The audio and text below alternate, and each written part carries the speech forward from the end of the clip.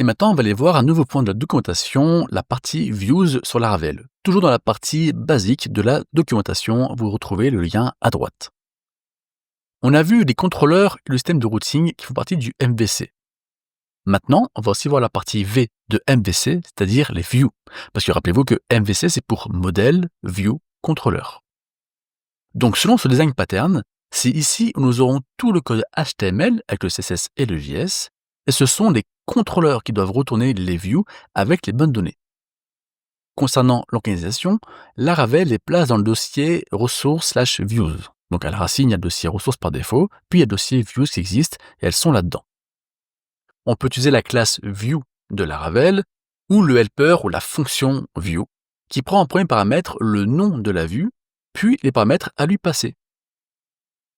Regardez ici dans l'exemple, là on aurait une vue normale, d'accord, HTML, body, H1. Pour l'instant, de l'accolade, on verra plus tard ce que c'est, mais en gros, c'est une vue qui va afficher hello et puis une variable name. Donc il va falloir appeler cette view qui est dans ressource/view/greetings.php en y passant le paramètre name, sinon on aurait une erreur.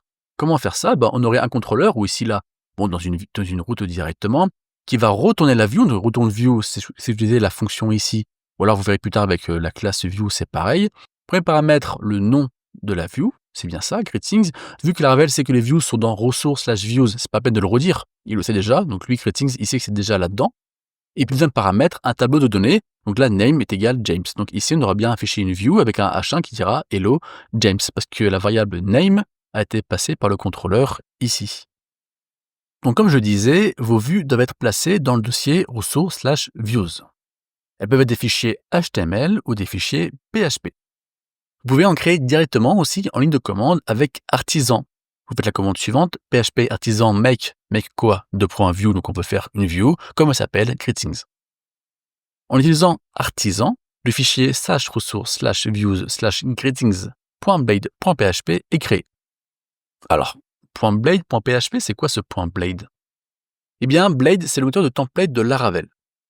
Pour l'instant, on découvre simplement le système de view de Laravel, dont je passe rapidement dessus. Mais rassurez-vous, on a un cours dédié sur Blade. Ok, alors pour afficher une vue, il faut indiquer son nom, donc le nom du fichier, et lui passer ses données potentielles. Pour cela, comme je vous disais, on peut utiliser la classe view avec la méthode make. On y passe au premier paramètre le nom de la view, comme tout à l'heure on l'a vu. On deuxième paramètre le tableau de données avec la clé et la valeur. Donc là, il y aura la variable name qui aura pour valeur James. Ou alors, même fonctionnement, au lieu d'appeler view.make, donc la classe view avec la façade et la méthode make, on peut appeler ce qu'on appelle un helper sur Laravel. C'est une petite fonction entre guillemets raccourcie ou alias. Donc la fonction view, ici, qui est créée par Laravel, c'est pas du PHP pur, c'est du Laravel qui a mis ça. Même principe, premier paramètre, aussi on met le nom de la view. Deuxième paramètre, on lui donne un tableau de données. On peut donc passer les données de la vue d'un tableau en deuxième paramètre. Mais on peut aussi vouloir utiliser la méthode with aussi, qui peut recevoir un tableau. Même principe, toujours retourne view, on l'a ici, ou ça serait le même principe que view make ici. On ne l'a pas passé de paramètres de données en deuxième paramètre. Par exemple, on fait ce qu'on appelle des méthodes with. On dit, je veux qu'il y ait la variable name qui aura pour valeur Victoria, et la variable occupation qui aura la valeur astronaute. Ok, c'est le même fonctionnement. Comme très souvent avec Laravel, vous avez le choix. C'est-à-dire le choix d'utiliser view.make ou d'utiliser le helper view avec en deuxième paramètre les valeurs, ou de faire view et d'enchaîner les méthodes with. Et d'ailleurs, with peut aussi simplement prendre aussi un tableau directement, si on peut enchaîner. Souvent, en fait, cela dépend de votre style de code, mais aussi du contexte. Par exemple, ici, pouvoir utiliser un enchaînement de méthodes with, ça peut être pratique si on envoie des données conditionnelles. On peut alors imaginer qu'on va stocker view dans une variable. On ferait genre $view est égal view greeting, ok. Et après, on ferait des if, des else, des switch, et en fonction d'eux, on irait balancer du with par-ci, par-là. Pourquoi pas? Ça marcherait très bien, et là, on aurait besoin de with. Ou alors, certains vont plutôt préférer, avant de faire la view, ils vont construire un gros tableau de toutes les données justement conditionnelles, et puis le passeront en deuxième paramètre. Bref, le résultat est le même, mais là, selon Laravel, on propose différentes façons de faire. C'est à vous de voir selon ce qui vous correspond le plus en termes de code, et aussi en termes de simplicité. Aussi, très intéressant, il y a peut-être des cas où vous avez besoin de partager une donnée à plusieurs views. Alors, par souci de factorisation, donc pour ne pas répéter inutilement du code, Laravel propose d'utiliser la fonction share de la classe view dans notre app service provider. Cette fonction prend en premier paramètre le nom de la variable à partager, puis sa valeur. Toutes les views auront accès à cette donnée sans devoir le réindiquer dans les contrôleurs. Regardez ici, notre App Service Provider, dans le dossier app/provider, on a le App Service Provider par défaut sur Laravel, on en a déjà parlé.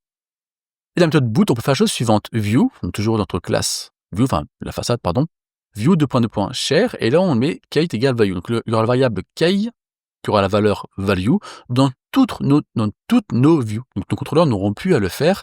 Là, c'est automatique à chaque fois. Ça peut être intéressant, je sais pas moi, pour mettons que vous voulez, dans toutes vos views, vous avez un menu et ce menu affiche le nombre de notifications que vous avez. Eh bien, en fait, qu'importe que votre contrôleur il affiche votre compte ou votre mur Facebook ou autre chose, par exemple, vous voulez avoir ces données-là. Eh bien, dans ce cas-là, vous allez faire share et vous allez mettre number of notification à ce niveau-là et toutes les views l'auront. Ça ne sera pas à votre contrôleur de penser « Ah, il faut que je pense aussi envoyer ça ». Vous le faites d'un coup ici. Donc, c'est très pratique. C'est très pratique, mais il y a aussi d'autres cas où vous avez besoin de partager une donnée à la même view, mais qui, elle, peut être appelée par différents contrôleurs. Là aussi, pour éviter de répéter du code, Laravel propose les view composers. Toujours dans le App Service Provider, on peut utiliser la fonction composer de la classe view. On a vu share, maintenant on voit composer. En premier paramètre, on passe là où les views, et en deuxième paramètre, on passe la logique. La logique, ça peut être une fonction anonyme ou une classe qui a la méthode compose. Vous allez voir un exemple, c'est plus simple.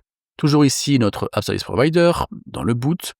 Ici, voilà, views composer, vous trouvez ici à chaque fois. Premier paramètre, le nom de la view. Donc, on imagine qu'on a la view profil, la view welcome et la view dashboard.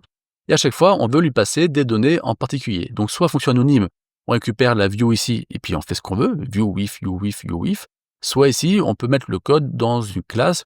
C'est pertinent si on veut mettre la même logique dans plusieurs views, avec plusieurs view composers. Au lieu de répéter la logique, on la met dans une classe. C'est juste pour ranger du code et c'est le code propre à la fin. Donc ici, je vous remets le code qu'on a vu jusqu'à présent en un peu plus grand. À quoi pourrait ressembler le profil composer? Typiquement, à ça, c'est une classe qui aurait la méthode compose, qui va donc récupérer la view. C'est le même principe qu'ici, c'est la même chose. Et puis, va faire view, je lui balance la donnée count, qui est égale au nombre d'users connectés. Ça, vous verrez plus tard sur Laravel ce que ça veut dire. OK?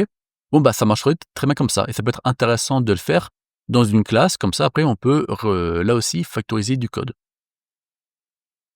Encore pour comprendre quelques exemples qu'on a déjà vu, en fait, finalement.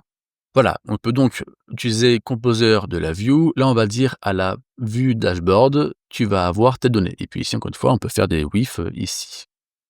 C'est le même principe ici. Là, on peut dire, en fait, au lieu de dire juste à dashboard, on peut dire, en fait, je vais balancer à toutes les views. Pourquoi pas, ça marche aussi. Et là, c'est le même principe.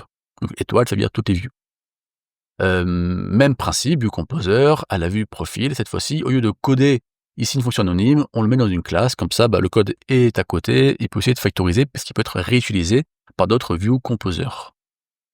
Aussi intéressant, on peut faire un view composer à plusieurs views. Donc là, à chaque fois, on a vu une vue et toutes les vues. Là, on peut passer non pas un string, mais un tableau de string, et chaque string étant une view. Donc là, on dirait que pour la vue profil et la vue dashboard, on va utiliser le code de multicomposer qui va faire différentes choses.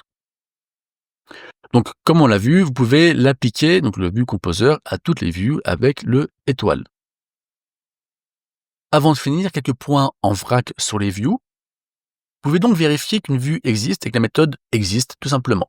Voilà, if view existe, et puis là on met admin.profil, et puis on dit, profile plutôt, et on aura un booléen qui nous dira si oui ou non cette vue existe. C'est pas intéressant quand on fait des vues dynamiques selon telle ou telle situation. Vous pouvez bien évidemment appeler des vues dans des sous-dossiers. Donc là, on a vu admin.profile. Profile, en gros, ça veut dire qu'il y a un dossier admin dans ressources/views qui lui-même a un fichier profil.blade.php. Donc pour cela, vous pouvez indiquer le chemin dans le nom du fichier. Vous pouvez utiliser des slash, c'est plutôt classique, ça marcherait, mais il est plus élégant d'utiliser des points. Alors Laravel propose aussi. Pourquoi c'est plus élégant? Parce que vous savez, selon votre système, sur Linux, sur Windows ou sur Mac, des fois c'est un slash, d'autres fois c'est un anti-slash.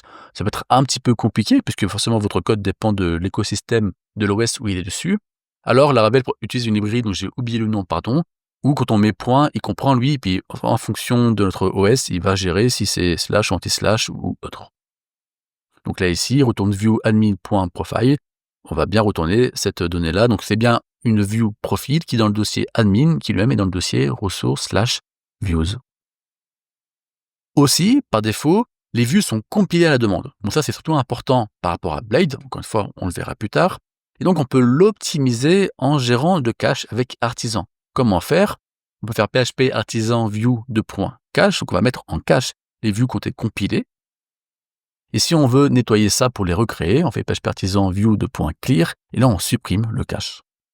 Alors, en conclusion, comme tout framework digne de ce nom, Laravel utilise un système de vues efficace.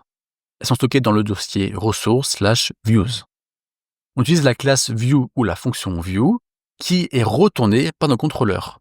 Ici, par exemple, un contrôleur va faire return view, donc la fonction, premier paramètre le nom de la view, deuxième paramètre un tableau de données. On passe en premier paramètre le nom de la view, comme je vous disais, séparé par des points si c'est dans un sous-dossier, pardon. Et en deuxième paramètre, ou avec la méthode with, on y passe les données de la vue avec un tableau de clé-valeur. Ici, la clé serait name et la valeur serait James, donc une variable name serait envoyée à la view greeting qui a pour valeur James. On peut factoriser le passage des données récurrentes aux vues avec view composer ou view share. Ici, les exemples. View composer, on dirait que donc on va passer tout ce qui est dans la logique profil composer, donc des données en plus dans la vue profil. Ou alors, on fait view .2.share pour dire à toutes mes vues, je vais balancer ces clés et cette valeur-là. Enfin, cette clé qui aura cette valeur-là. OK. Quelle est la différence entre share et composer? Bien, share, c'est juste balancer une variable à toutes nos views, alors qu'avec composer, c'est peut-être un peu plus complexe. Peut-être qu'il y a plusieurs variables à donner ou qu'il y a aussi un peu des calculs à faire. Donc, des fois, c'est plus facile. Enfin, du moins, on a plus de liberté sur composer que sur share. Mais si c'est juste balancer une donnée, share, ça marche très bien.